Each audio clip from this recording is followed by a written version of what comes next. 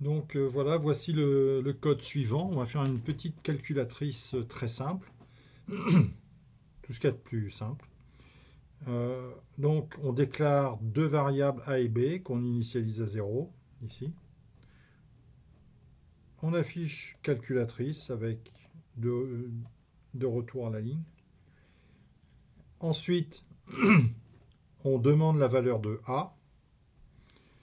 Et ici, on appelle la fonction scanf en lui indiquant que l'on veut saisir un entier avec le %d et on lui donne A ici.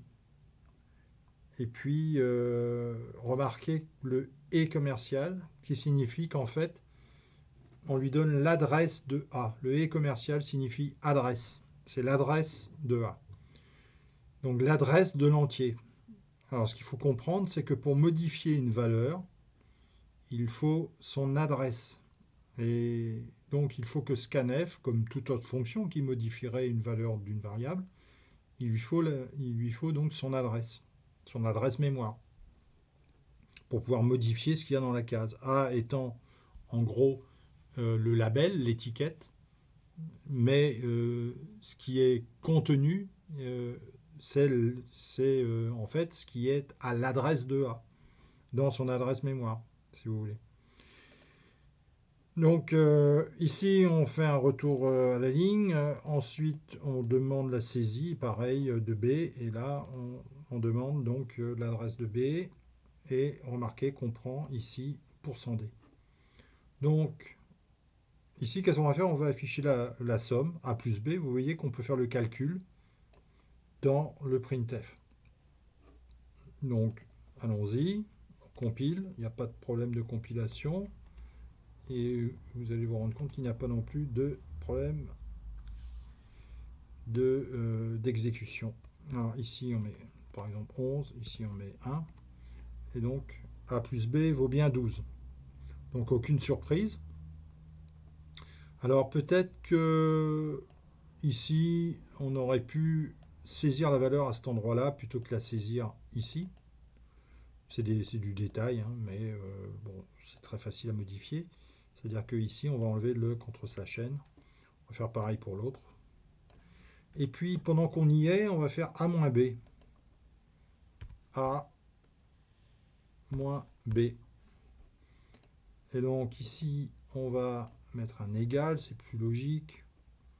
On va écrire A-B ici, égal %d. On enregistre. Et on recompile. Donc valeur de A, donc vous voyez bien qu'il n'y a pas de retour à la ligne, 12. B 11. Donc A-B vaut bien 1. Ok. Donc ici, il n'y a aucune surprise. Alors, se pose la question maintenant, si on faisait une division, qu'est-ce qui se passerait si on faisait une division? Donc on va faire A divise B. Ici, et ici on va faire pareil. On va faire A divise B. Très bien. Donc vous voyez que la petite calculatrice commence à prendre son envol. Donc 12. 12. On a bien 1. C'est bon.